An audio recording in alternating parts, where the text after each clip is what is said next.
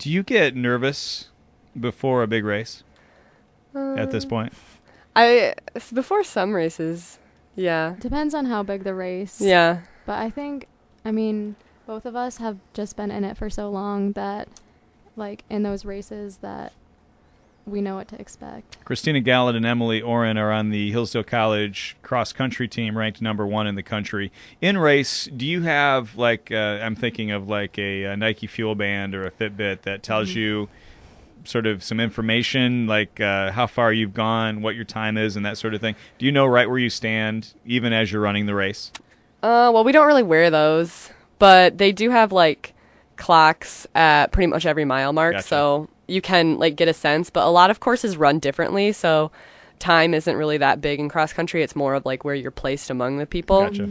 But, yeah, so we do have some sort of a sense, but it's not, like, that So that's interesting. You may have a great race, but have a slower time than you had the Yeah. week before, Yeah. just because of maybe the hills or something like that. Right. Yeah. Yep. Interesting. So when you're out there, the last mile, I would think, if you're trying to work for placement, can be pretty fun if you're in incredible shape. For me, it would be misery. But if you're in great shape and you can kind of play that game where you try to race for position, how much fun is it at the end there? And are you able, even after 6K, to really, get into a full sprint down the stretch there if you have to? Well, as distance runners, I don't know if we can ever get into full sprints, but no, I mean, it is so much fun to compete and, like, get out there in those big races. And, like, the last mile or the last bit of the race is definitely a lot more difficult, but it is a lot of fun. But, I'm trying to think of the competitive side of all of you. I mean, you guys are top-notch athletes, truly world-class athletes when you stop and think about what you guys have accomplished. And if you've got a girl breathing down your neck or one just in front of you, you want to beat her. Mm-hmm. Yeah. And so what can you give me an anecdote or a story of one time where you had a close race and you really had to kind of lay it all out on the line? Ugh.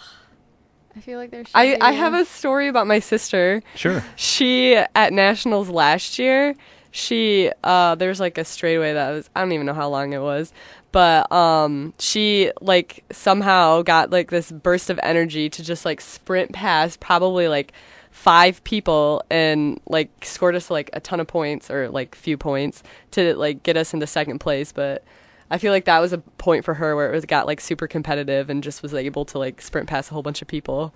Do you have GLIAC rivals? Like, do you have a couple of girls around the conference that you have in the back of your mind that that maybe you really look forward to facing? Yeah, I was Definitely. just talking about that last night, about how I can't wait to beat some of them. Is the training really boring? I mean, if you just go out and coach says, okay, go run 10 miles or whatever the case may be, and I know that you're going to do whatever he asks you to do, is it boring? I mean, I guess, like, sometimes it can be boring, but Do you like, listen to music? Well, we all run together. Yeah. Like, we Okay. all talk, and Yeah, it's good bonding time. Yeah, it's like hanging out with friends, but you're just working out. What's a typical practice like? Like, if we're not working out, like, doing, like, tempos or something, we usually just go run, like, 6 to 9 miles or something and do some weightlifting. And general strength kind of stuff and plyos. Do your knees, calves, shins, other, running does put stress on your body. Do you feel the wear and tear of that during the season, or is that something that you kind of are able to manage? Yeah, I mean, I feel like pretty much all season you have some kind of, like, thing Soreness. that's sore Yeah. and hurting. That's usually, like, you can just stretch and roll out and you feel fine. Is there competition on the team? I mean, most of the guys I interview are on a team together, and the thing is the final outcome. What's the final score? You guys are racing each other in addition to the other teams, right? Right. So is there some maybe in-team rivalry going on too, or is it really just focused on beating the other teams? I think that the nice thing about cross country is that it's more team oriented than track. So, like, when you're on a cross country course and you see one of your teammates, I feel like, for me at least, it helps me run faster to, like, catch them and run with them. And it's like, I don't feel like it's a rivalry. I feel like it just helps you run faster because you're with your teammate. I guess, if that makes any sense. See, I I hear everybody say that. I knew that's what you're going to say. But I feel like there's a place in you that wants to beat the other people on your team. Am I wrong? Yeah. I mean, yeah, like the sport, like you can literally see who's faster and who's slower. Yeah. So, and like obviously we're all competitive, so there is like a competitive side to it, but I think that's like good in a team because it helps push us forward. But I mean, sometimes it probably can get overboard, but we're all really close and we're a small team too, and we all like admire how hard we work. Yeah. So it's not like I don't think jealous. I think it's more. Kristina Galat and Emily Oren are on the #1 team in the country at cross country at Hillsdale College. Your coach is Andy Town, and a lot of people listening here in Hillsdale County know him from his days at Pittsford High School. Yeah. He's a local small school kid who has now become your head cross country coach. He has the #1 team in the country, and you kind of think about that, and that's really exciting for Andy, and I think for our community too. For people that know Andy from his time at Pittsford, obviously you know him in a different way, playing or running track for him. Take us inside his personality as a coach, and what strengths does he bring to that job? Well, he's really laid back, I would say.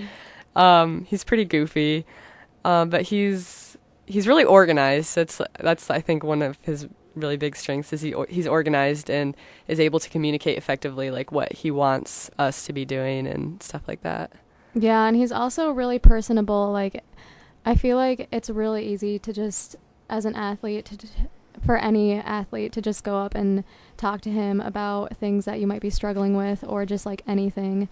And I think that helps a lot too, because you just feel like he actually likes you as a person and not just like as your points or something. Yeah. Are you both on the track team? Yeah. Yeah. So do you have the option of just doing cross country, or are you required to do both? We have to do both. Okay.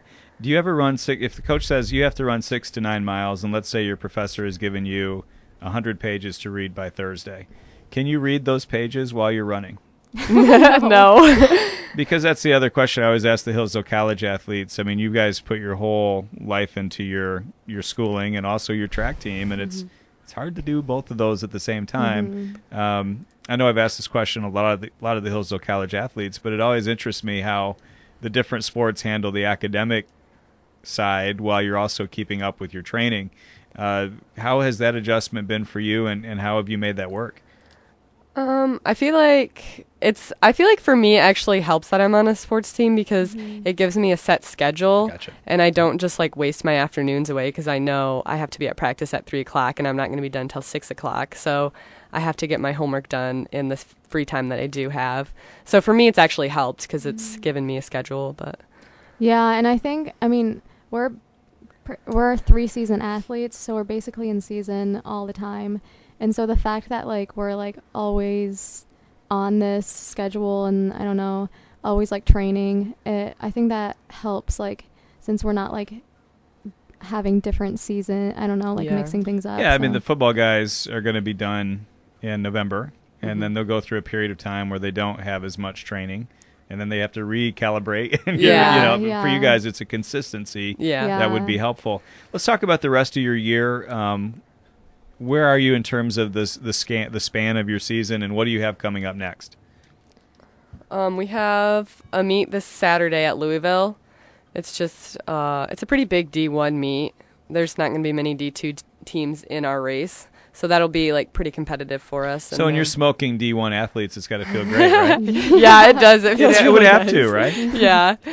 Especially when they've never heard of you and kind of dismiss you.